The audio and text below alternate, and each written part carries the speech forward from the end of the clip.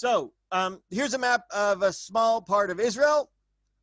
Here's Jerusalem, and here's the Dead Sea, or rather, I like to call it the salty sea that's dying, because there actually is, believe it or not, a little bit of life that's actually in the Dead Sea. But the Dead Sea is dying because there's not enough water that's coming into the Dead Sea to keep it alive. And every year, the water levels of the Dead Sea go down. There's a fancy word of saying that, but they recede, I think is the fancy word. They recede about a yard, about 3 feet, 4 feet every year. And it's actually, some experts say that by the year 2050, that the Dead Sea will actually be dead, and that there really will be no more water there, which is kind of really terrifying if you like the Dead Sea and you think it's amazing. So yes, Esther. I thought that the Lake Kinneret had a lot of water. It does. It does have a lot of water. Everything in Israel is relative, especially when it comes to water. So while it does have a lot of water, it has a lot of water compared to the last couple of years. And as you know, JNF is so heavily invested in Israel's water reservoirs, and the Kinneret is the largest body of water for Israel's drinking.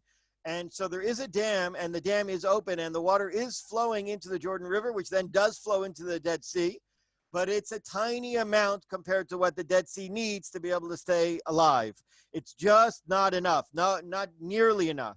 In fact, there's some environmentalists that are in favor of a pumping station from the Gulf of Eilat and Aqaba, a joint Jordanian, Israeli, Palestinian program that would take seawater from the Red Sea and bring it all the way into the Dead Sea.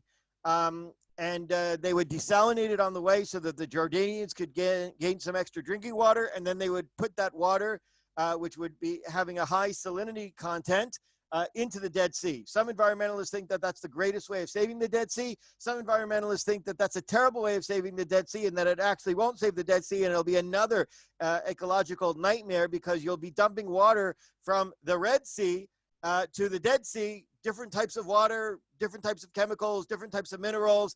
And I'm not an expert enough about what that will do. In fact, I don't think anybody really is. It's a concern that those two waters will mix, and it really won't mix properly. And that even though we think we'll be doing something really good, we won't be.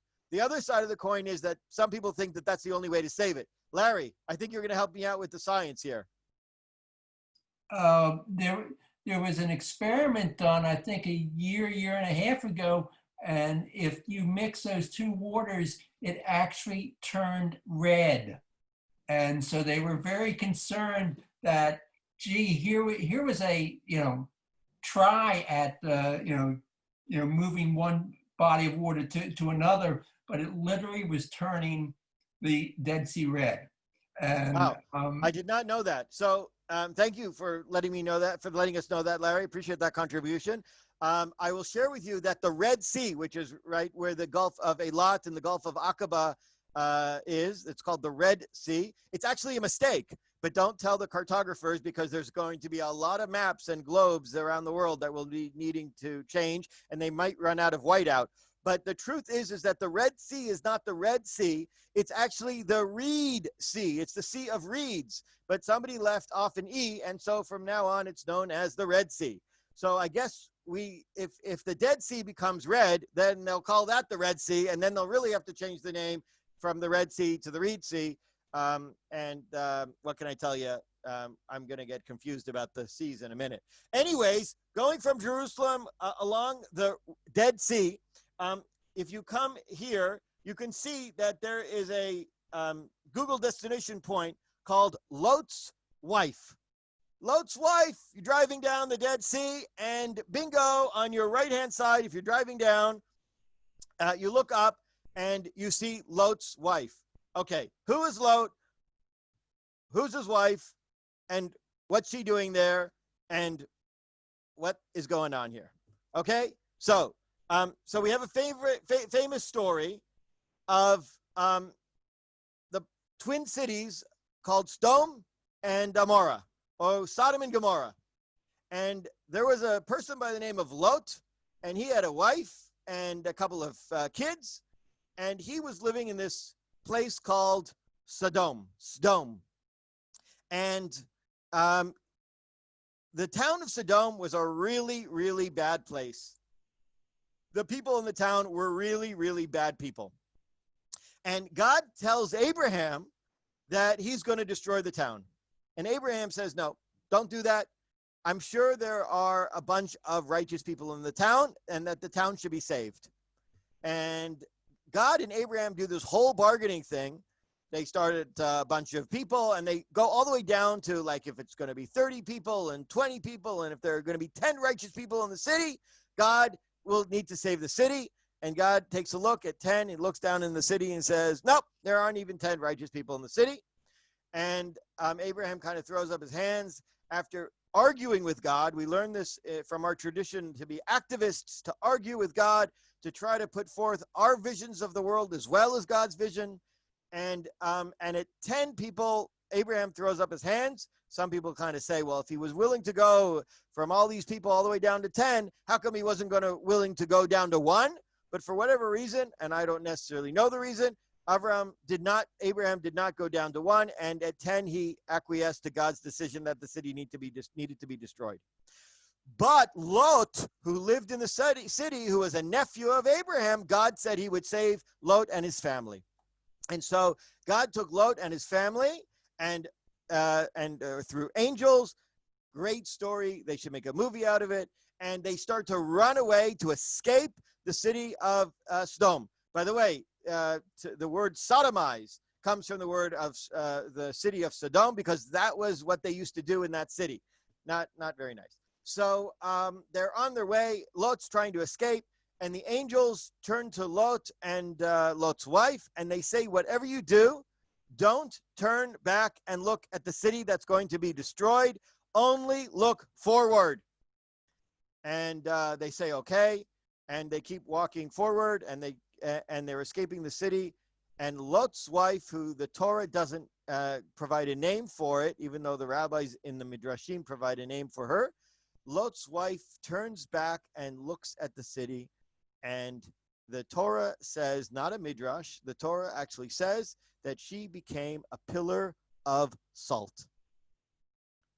She became a pillar of salt. Crazy story. Doesn't make a lot of sense to me, but that's what the story is.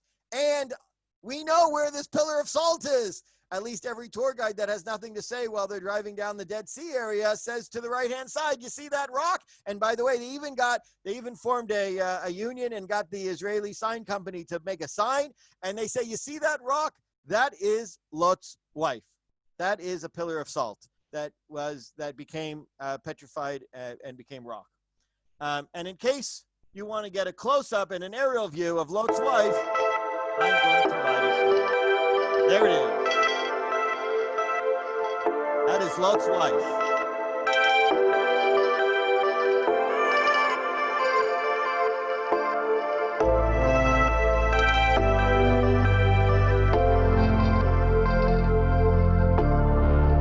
Okay, if you've heard of The Rock,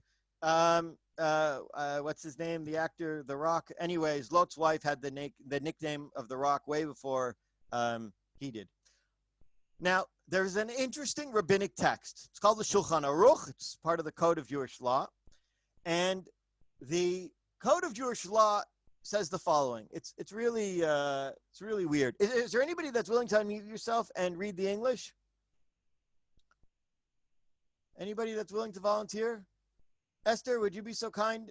Do you want to volunteer for us and read the English? Sure. Okay. Sure. Oh. All right, Esther, maybe we'll have you read the first line, and then we'll have the other Esther continue. How does that sound? Does that sound like a plan? Okay, you're up. Okay, you're up. If you happen to be touring the Dead Sea region and you come across the pillar of salt, which was once Lot's wife, you recite 2 blessings. That was fantastically beautiful. Thank you very much. And if I could get the other Esther to please continue. The first blessing for her is Dayan Ha'emet.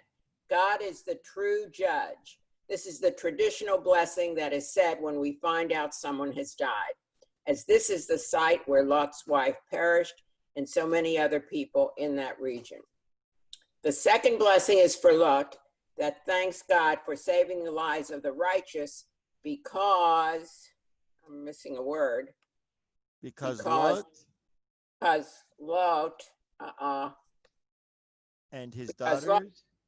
because Lot and his daughters were miraculously saved. Thank you very much. Thank you to the both of the Esthers. Thank you. Thank you. So, what a weird text. If you happen to be driving down the Dead Sea area and you happen to look up because your tour guide points, oh, there's Lot's wife, and you happen to see that pillar of salt, you recite 2 brachot, you recite 2 blessings. Wow. Okay, it's bizarre. The whole thing is bizarre. But I actually think there's something really, really deep in all of this. It didn't happen to me, but it happened to somebody that I met once who was sharing the following story with me. He was in a room where there were Holocaust survivors. And he shared the story of a miraculous saving of one of the Holocaust survivors. It was an incredibly emotional story that he shared. And afterwards, he descended from the podium, and a different Holocaust survivor went up to him incredibly angry. And he said to the rabbi that spoke and gave this beautiful story of salvation, he said, Rabbi, I want you to know it's wonderful the story that you told, but so many of my brothers and my sisters died. And you're not including them in your story. And I feel like you're actually putting my family, those that died, that you're putting them down. I know you're not intending to do that, but by focusing on the miraculous Savior, you're putting the people that died down. And the rabbi was in shock, and he said, he apologized profusely. He said, I'm so sorry. That was not my intention at all. And then he shared the following story with me. He said, how do we, on the one hand, acknowledge the miracles, and on the other hand, acknowledge with sensitivity when the miracle didn't happen and when something tragic happened? And he says that he found this text that he shared with me, that I'm now sharing with you, that he thinks straddles both emotions, tragedy and on some level ecstasy. And I think that this text is such a special text because it embodies the texts of the Jewish people of Israel. Let me try to explain it with a couple more sentences. For those of you who have been in Israel and have celebrated, or in America or wherever, and have celebrated Yom Ha'atzmaut, Israel Independence Day, it's a day when we are absolutely jubilant. It's a day of tremendous happiness. It's a day of celebration. And moments before that day started, where we're incredibly, incredibly happy, and we believe and we celebrate the birth of the state of Israel, moments before that happened, we're in mourning. We're in mourning on Memorial Day, which is the day that immediately precedes Israel Independence Day, and we're in mourning for all of those that gave their lives in Israel's defense forces and for those that were victims of terrorism. And literally, when one day ends and another day begins, we go from tremendous sadness and visiting cemeteries to tremendous happiness and dancing in the streets and throwing confetti. And everybody in Israel understands that there is no denigration or lack of respect for those that died as we move, or as we transition literally with a snap from a day of memorialization to a day of celebration. And I think that that's what this text is actually also saying. Somebody that died, Lot's wife, and the other people of the city, even though they were bad people according to the Torah text, and God's vision of justice was being executed, it's still an absolute tragedy that they died. And this text says, say a blessing over the fact that there are, not a blessing in a good sense, an acknowledgement of the fact that God is a judge, a true judge, and acknowledge the terrible tragedy of people dying. And at the same time, or right after you make that bracha, right after you make that blessing, the same way that we have these this almost 1 second transition between Memorial Day and the day when we celebrate Israel's independence, the same way this text talks about after you've done the memorial, after you've made an acknowledgement of the tragedy of those that have died, make an acknowledgement of the incredible fortune for those that were saved and for their righteous deeds that caused them to be saved.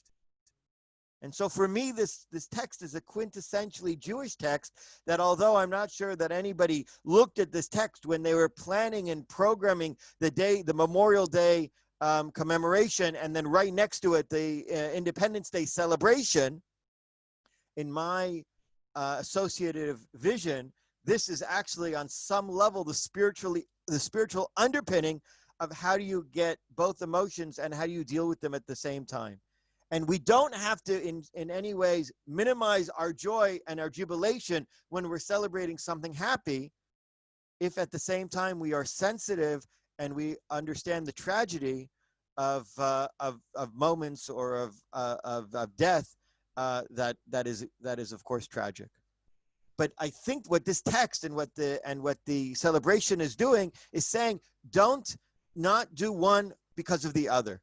Don't not celebrate as best as you can because of the dead, and don't not acknowledge the dead, God forbid, because of the celebration that's going to happen. Do both.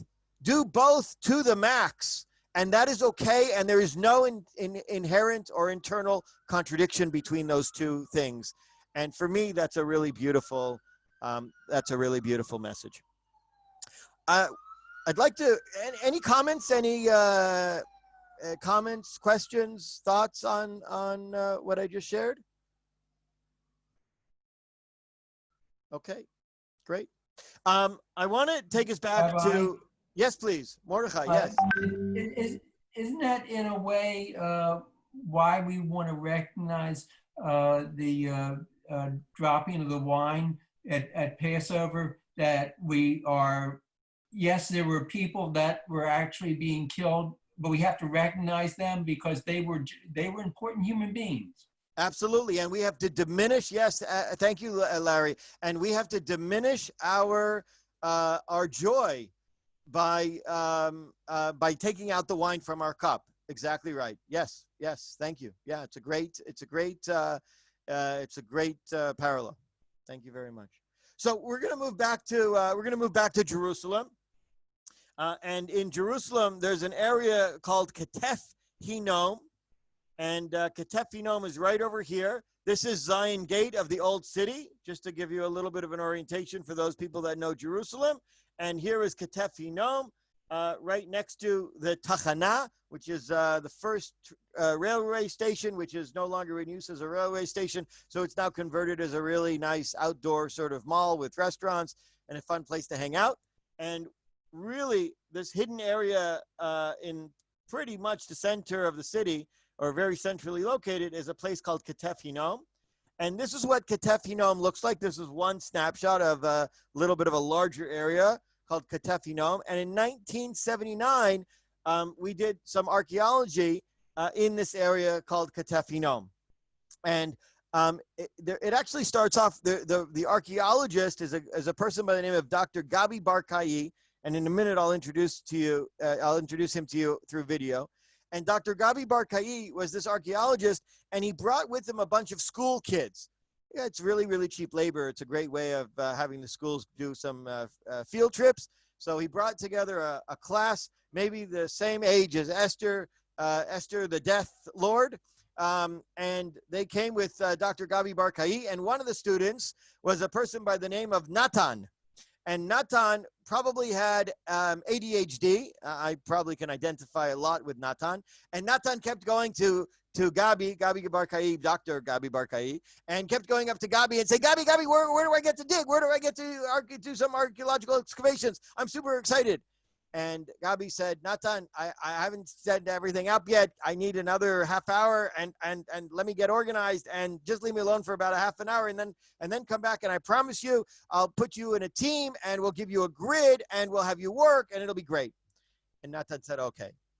About 3 seconds later, Natan ran back to Gabi and said, Gabi, it's been a half an hour. When can I start to dig? I'm here to dig. I can't wait to dig. And Gabi realized that Natan did not have the patience to be able to wait a half an hour and pointed into a cave and said, go over there and start looking around and see what you find. Natan was super excited. A cave all by himself. He ran into the cave. Now, Natan was a great kid. He actually had brought a hammer from home.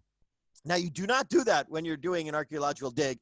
Everything is super, super gentle. You bring paint brushes to paint away the dust. You blow the dust away. You don't take a hammer to anything. You might injure, break, destroy something that's of immense value. But Gabi was trying to supervise the dig and get everything ready. He didn't know that Natan had brought a hammer from home. And Natan's like in the cave with his hammer, banging around. He's so happy. And Gabi is just happy that Natan's not around him so he can organize everything.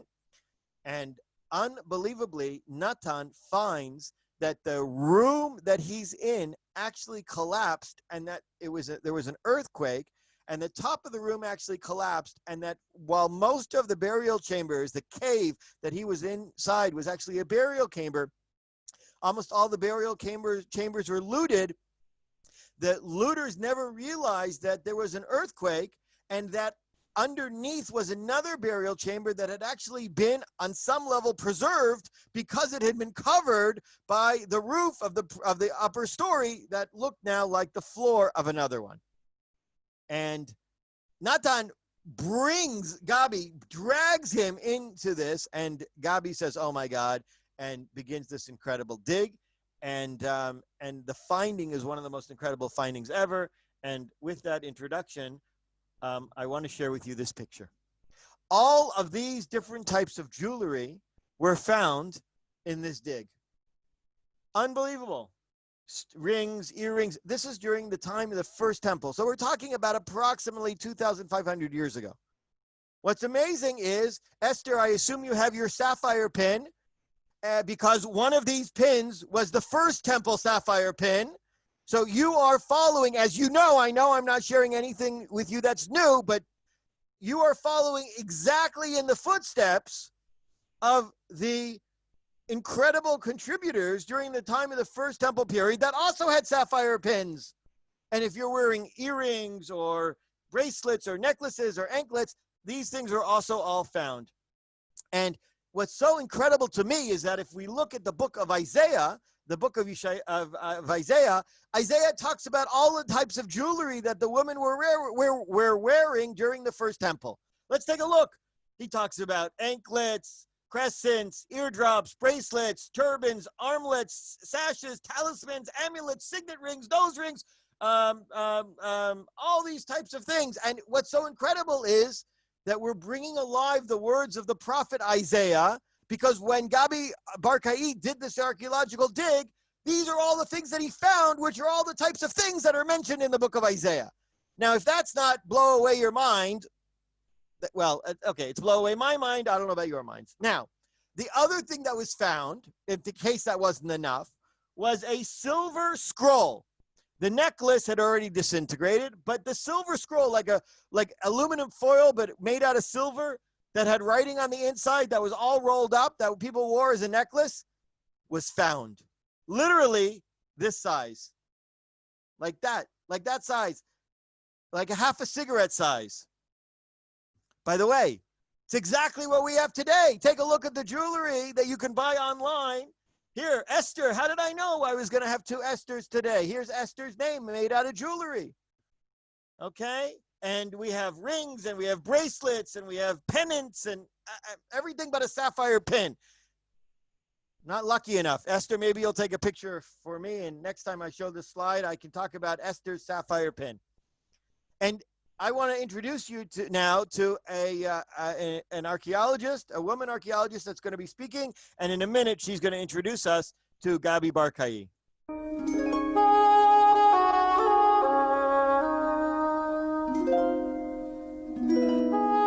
I'm standing here at Katef Hinnom, facing the old city of Jerusalem. An archaeological excavation conducted here in 1979 opened a window in time back to the turbulent days of King Josiah, when belief in God and in the Torah scriptures played a vital role in the nation's life. In a family burial cave from the First Temple period, archaeologist Professor Gabi Barkai made an extraordinary discovery. At that time, the people of Jerusalem laid down their dead on stone beds like this one. The custom was to leave the body in the stone surface until it decomposed, and only the bones of the deceased remained. Later, family members would return to the cave to gather the bones of their relatives. They placed the bones, together with the deceased's valuables, in a stone repository carved at the base of the grave, in which other members of the family were also buried. During the course of history, many such repositories were looted by thieves and left empty. During the excavation, this repository also appeared to be empty, but one of the young excavators insisted on digging it up anyway. As it turned out, an earthquake had apparently caused the roof of the cave to collapse, and the rubble had completely covered the contents of the repository. When it was finally revealed, the contents were fascinating. This repository contained the bones of 95 people, buried there over the course of more than 100 years. The various finds included exquisite ceramic and glass containers from the time of Josiah, as well as a wide variety of silver and gold jewelry, rings, earrings, bracelets, and precious gemstones. But the most surprising find of all was two small rolled-up sheets of silver with holes running through their centers. The silver cylinders were threaded on a chain and worn like a necklace. When researchers at the Israel Museum Laboratory opened the cylinders, they were amazed to discover that they'd been engraved with tiny letters in ancient Hebrew.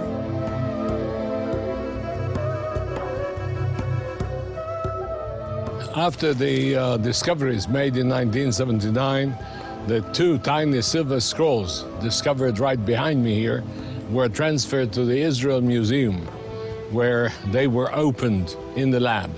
And they were shown to be covered densely with Hebrew, ancient Hebrew characters. The characters showed to be the Priestly Benediction, or the Birkat Kohanim, which appears in the Bible in the book of Numbers, Sefer Bamidbar, chapter 6, verses 24 and on. Those verses are 2,600 years old. According to the shape of characters, according to the context of the archaeological finds, and they are centuries earlier than the oldest biblical verses which were known until then, being the Dead Sea Scrolls found at Qumran. This was the first time that such objects were ever discovered. It was most probably customary in First Temple period to wear upon the body, on the fingers, on the neck, on the heart, on the wrist, all kinds of written objects with religious texts, very familiar to the tefillin, or the phylacteries, which are known until this very day in Judaism. It would be, of course, interesting to know who was exactly the person who wore upon his body this written object of 2,600 years ago. This discovery of the Priestly Benediction discovered here closed also a personal circle for me. I was born in the terrible years of Second World War in the ghetto of Budapest, Hungary. In my early days in Hungary, we were used to go to synagogue with my father, and when we came home, my father was used to bless me with the words of the Priestly Benediction. And here is the words of the Priestly Benediction. Some people have the custom, as Gabi just talked about, of sharing this with their children every Friday night. It's my custom as well. And in synagogue on the high holidays in America and Israel, actually in some places, it's every day. The priests, the Kohanim, those people that get the first aliyah to the Torah, get to say this. And I'm going to ask you now, it's customarily done by putting out your hands on the head of another person. So we're all in Zoom. So I'm going to ask you to put your hands out towards your camera, and whoever's place that you happen to fall under, you're going to give that person a blessing, and we're all going to bless each other. Please join with me in the English. May God bless you and protect you. May God shine his face upon you and be gracious to you. May God lift his face upon you and give you and all of us peace. And let us say, Amen.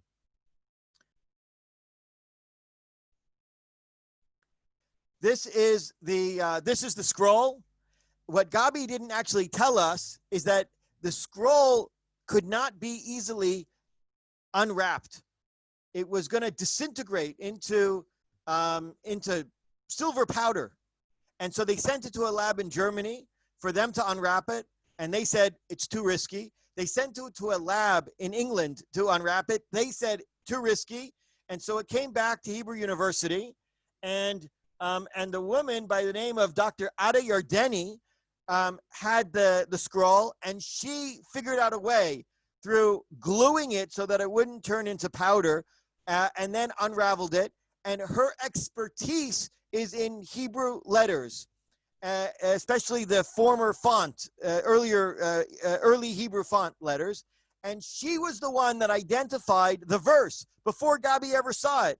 So the truth is that Gabi won the Israel Prize for this incredible discovery, but it was really Natan, the kid, that helped him uncover the cave. And it was really Ada Yardeni that was the one that was able to decipher what was written that made it such an incredible discovery. But Gabi Barkai gets all the credit for it. But it's okay. We're making sure that Ada and Natan get their due share of credit. I'm still searching for a picture of Natan, because I want to display his picture, but I have not been successful in terms of finding Natan. But here is the Western Wall, and here is about 80,000 people packed into the Western Wall. And up here, all the priests are doing the priestly blessing, the words that we just said, and blessed each other. They're blessing all of the Jewish people. And here's another vantage point of it. And traditionally speaking, the priests put the talit over their head. You might recognize this person. He's our famous Vulcan, Spock. And Spock was able to take the to be able to take the blessings of the priest, and he was able to whittle it down to 4 words. Not that the Torah isn't elegant and articulate, but what can I say? My vote is for Spock. Give a listen. It's about 6 seconds long, so don't blink because you might miss it. Oh, missed it. Live long and prosper. There you go. Live long and prosper. Leonard Nimoy, the actor that plays Spock, there's a full interview about him, how he grew up in a Yiddish-speaking family, and how one day he peeked under the talit and he saw the hands of the Kohanim like this. And while he was shooting Star Trek, he went to the producer and he said, you know, I think as a Vulcan, if I meet other people, there needs to be some greeting. And the producer said, okay, what do you have in mind? And he said, this, live long and prosper. And the producer said, okay, let's go with it. And Leonard Nimoy, from then on, became Spock and is most widely known for these 4 words that he's taken from the Jewish tradition. Let's get back on our bus. We're going to head to a place called the City of David. And this is what the City of David looks like today. It's this red area over here. This is the Temple Mount. This is the Dome of the Rock. And this is where King David's son, Solomon, builds the temple, because King David wasn't able to build the temple. And this is an artist's rendition of what the City of David looked like before Solomon built the temple. And I want you to all play archaeologist, okay? If you were King David, or if you were an archaeologist looking for where King David would have built his palace, where would you put the palace of King David? All right, I'll make it easy for you. Top, bottom, end. Top, right up here on the top, right here in the valley on the bottom, or at the end of the city. Top, bottom, or end. Okay, chat away. Raise a finger. Unmute yourself. You are the king. Where would you build the palace? You're an archaeologist. You want to try to find King David's palace. Where would you look? Esther, the Death Lord, tell us what you think. I think you would look at the top. Top. Why? What do you want? You want to be queen of the mountain? What you think he wants to be king of the mountain? Why would you say the top?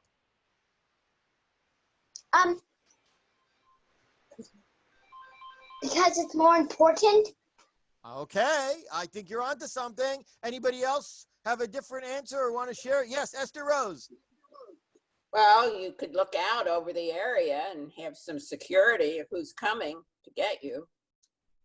I can tell you are a very strategic thinker. You and David alike agreed. And not only did you and David alike agree, but Dr. Eilat Mazar agreed with both of the Esthers.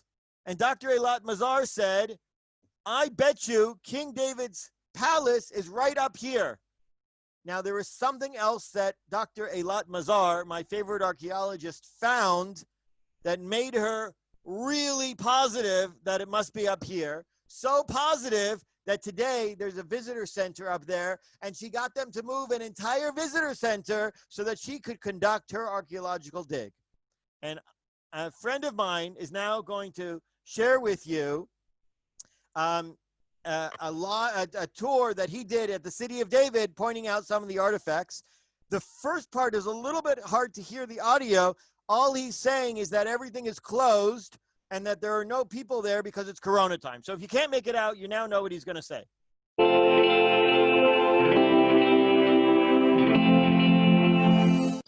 Everybody take a look. This site is all closed, but we've got special behind-the-scenes access during the time that Corona is closing everything. Stay with me. Let's go. This is one of the most amazing places in all of Israel. It's Jerusalem's Ir David, the city of David. And King David, about 3,000 years ago, built this entire area. Now, wouldn't it be amazing if we actually found King David's palace? Well, there's an archaeologist by the name of Dr. Eilat Mazar, and she believes that she found King David's palace. This is one of the most amazing archaeological finds ever discovered in Israel, possibly ever in the world. And I'm here bringing it to you almost live when the site is absolutely closed with special behind-the-scenes access during terrible Corona period. Guys, stay with me for more incredible archaeological finds. One of the amazing things about Israel is not only do the streets tell the story and the history of Israel, but even its money. This is a 5 shekel coin, and on the back of the 5 shekel coin is the top of a pillar. And Dr. Eilat Mazar found this pillar down the side of the mountain, and she realized that it must have rolled down, so she asked to be able to dig in this area, had to move an entire visitor center, dug, and then she believes that she found where the pillars used to be, and because these are pillars with the royal top of the pillars, she believes that she's found King David's palace right over here. Now, if that's not incredible archaeology, then what is? This place, you walk, everywhere you go, the air you breathe makes history come alive. It's our heritage, it's our connection, it's our birthright. This place is amazing. Okay, you talk too much. Okay, so here is the stone, the capital of the column that Dr. Eilat Mazar found down the hill. And she said, if I found it down the hill, nobody would build a palace, because Dr. Eilat Mazar is as smart as our Esthers are. Nobody would build a palace at the bottom. It must be that it rolled down the hill. Let's roll it back up top to the top of the hill. And that's the place I'm going to dig. And we're going to see what I find. And that, by the way, is on the 5 shekel coin. Every Israeli that goes to the supermarket uses that 5 shekel coin to get a supermarket cart, a cart to be able to go shopping in. And almost no Israelis understand that what they have in their pocket is the pillar from King David's palace. It's unbelievable. If you understand Israel's money system, you actually understand our Jewish heritage. So this is an artist's rendition based on Dr. Eilat Mazar's finding. And here you can see the pillar and the fancy capital, the fancy top of the pillar. That was one of the things that she found down in the valley. Roll it up, and this is what she believes. Now, of course, there are other archaeologists. They did not yet find the sign that says King David lives here, okay? But even if they did, there are always some archaeologists that would say, oh, that's really nice, but that's not what you think it is. And so there are certainly archaeologists that don't think it's King David's palace. There's certainly no unanimity regarding anything that's ever found in archaeology, just like almost every other subject. So I also really want to point that out. But I happen to be a follower of Dr. Eilat Mazar. I happen to think, what do I know? But she's cool, and I think she's right. And I think it's just really cool to believe that we also found King David's palace. I want to skip to this area over here. Here's an artist's rendition of the city of David. And here we have this tower that's sticking out over here. And the reason that we have this tower over here is because we need to protect something that is absolutely vital to the city. Anybody want to guess what is our most important natural resource that needs to be protected? Water. That's exactly correct. The Mickey Mouse molecule, water. It's our most important natural resource, and especially during the ancient time period, when there was going to be a war, the enemy would put a siege on the city that they wanted to conquer, and there would be no food and no drink. And so protecting the water source so that the enemy siege would not be successful was one of the most strategic things that you could ever do. And that's exactly what the Jewish king Hezekiah did. He built a water tunnel to be able to take the water from this area, this underground spring called the Gihon Spring, and move it inside the city. And he did that because the Assyrians, and the Assyrians live in a place, I know this is going to be a shocker for some people, but the Assyrians live in a place called Assyria. And the Assyrians were led by a ruler by the name of Sennacherib. And Sennacherib was coming down from Assyria with his Assyrian army, and he was going to lay siege to the city of David. And the Jewish king, Hezekiah, built this water tunnel so that the siege would not be successful. And it was probably this water tunnel that saved Judaism, saved the Jewish people, and saved the earliest city of Jerusalem. So we're talking about a pretty important water tunnel. And here's a picture of this water tunnel. And I want to share with you a film that talks and has somebody wade through the water. This time it's not me, so you can't make fun of my accent. Here at our feet flows the Gihon Spring, the main source of water for the city of David. From here, the water flows through the heart of the rock to the Siloam pool. A 533-meter walk inside the tunnel, carved in the heart of the rock, wading through the cold water. In my opinion, this is one of the most exciting experiences in all of Jerusalem. This tunnel was created by King Hezekiah about 2,700 years ago as part of the preparations for the Assyrian siege. And to this day, it still conceals many secrets. In 1880, two youngsters were trudging through the water when suddenly one of them felt strange carvings on the wall. They brought a torch and discovered a rare Hebrew inscription. Now, we said before that we wish we would have found the plaque on King David's palace that says, this is King David's palace. Wouldn't it be so cool if we found the plaque from the ribbon cutting ceremony about just under 3,000 years ago when King Hezekiah opened up the tunnel? Could you imagine? I'm sure the Times of Israel were going to be covering it, and the Jerusalem Post was going to be sending it out via email, and the Flintstones were going to find all out about it. And they carved out a plaque and they put it on the wall, and they said King Hezekiah's water tunnel, and they had two teams of diggers digging, and these kids found it in the 1880s. Unbelievable. Inscription dating Hezekiah's period that begins as follows. The tunnel was carved through, and this was the way it was cut. two teams of diggers going from either side, and they met in the middle. And we have a plaque that tells us that. And when you walk through the water tunnel, anybody been to that water tunnel and walked through that water tunnel? Unbelievable. And when you walk through the water tunnel, you can actually see the chisel marks going in one direction. And when you get to the center point and you turn around and you keep going, you can see that the chisel marks are actually going in the other direction as well. They met in the middle. And by the way, this is the actual plaque that was on the wall that at the time in the 1880s, the Ottoman Turks were in charge of the land of Israel. And the Ottoman Turks took this incredible archaeological find, which basically says, here is what was made by the Jewish people. And they took it to the Archaeological Museum in Istanbul. And Israel, since then, since the 1880s, has wanted to have it come back to Israel. In fact, there's this thing about zoos, that apparently zoos don't buy and sell animals, zoos trade animals. And so the Istanbul Zoo was looking for a bunch of elephants. So Israel said, we'll give you all the elephants you want, just throw in this little plaque. Return the plaque to us, we'll give you all the elephants you want. What do you think the what do you think the Turkish government said?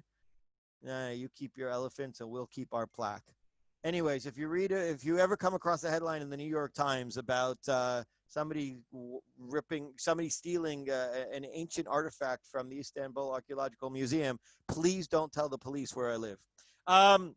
What's amazing is that the tunnels that was digged, the tunnel that was digged from two diggers from either side, when Israel was building its national water carrier in 1960, you guessed it, this picture is two teams of diggers that were digging from two sides, and where did they happen to meet? In the middle. Uncanny. The same way that we deal with water about 3,000 years ago is the same way that Israel dealt with water in the 1960s during this national infrastructure project when they had two teams of diggers meet in the middle. I think it's so cool. I think we've got time for one more. And this is really cool. This is a site or an area of the city of David that is not yet open to the public. What they found is, here's the pool that King Hezekiah had the water flow into, the Siloam pool. And this is the road. I'm now talking about the Second Temple period. This is the road that the Jewish pilgrims would walk up to visit the Temple Mount. The pilgrims, who's probably our most famous Jewish pilgrim that walked up to the Temple Mount, that was really upset with the money changers and overturned their tables? Jesus.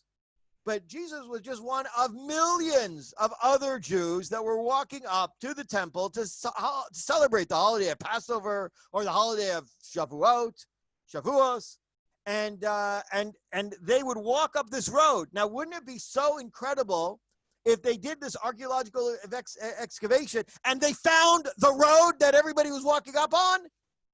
It would be like Main Street from the Second Temple times. Well, that's what they found. And I'm going to show it to you, even though it's not yet open to the public. I'm sorry about the guy. He sometimes talks too much.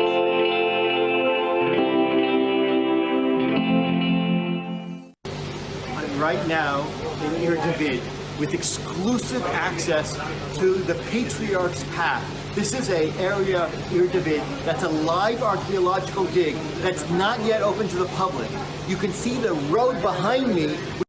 This is the road behind me, and this is the actual road that's under levels and levels and layers right now, underground. Actually, the road that Jews walked on as pilgrims when they were going up to the second Beit HaMikdash, the second temple. This is one of the most incredible sights of Yerushalayim, of Jerusalem. I'm staying.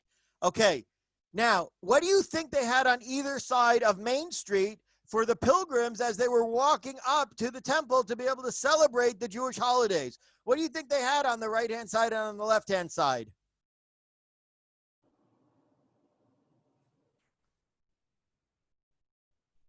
Howard, Shelley, Rachel, Larry, Esther, somebody. Throw out a guess. The money changers. I'm sorry? The money changers. That's exactly right. They had money changers. What else do you think they had there? Shop, maybe some shops. Absolutely. Don't you need bottled water or a Diet Coke as you're walking up on a hot day? Maybe a little falafel. Falafel and cotton candy, Rick said. You got to have a falafel stand and coffee. That's exactly right. First temple falafel, second temple falafel. That's right. And a little bit of an espresso, right? After all, this is Roman Jerusalem, right? We know how to make good coffee from the Italians, and pigeons, of course. That's right. And so what do you need? You need stores. And that guy in the video wearing that yellow hard hat is standing in a storefront that was along the road of the Patriarch's Path. And that's what the archaeologists say they found here.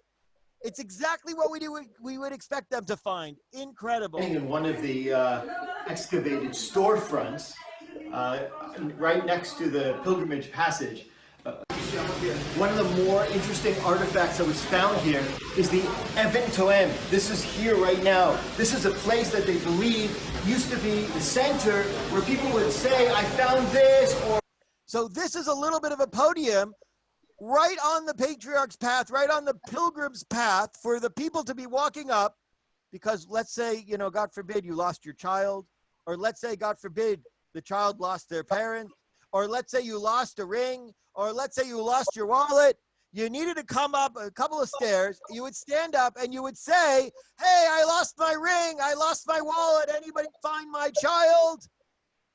And if you ever wanted to go into a political diatribe, you would also stand up and you would say, I love the temple. I hate the temple. I love the temple. It's great. I've got a problem with the corruption that's going on. It's bad, whatever the politics were at the day. And there would probably be a reporter from the Jerusalem Post that would take your picture, and the next day it would be some speaker, causing a riot next to the temple, or the cheerleader of the temple was speaking. Incredible. Anyways, that's gonna be the end of our class today.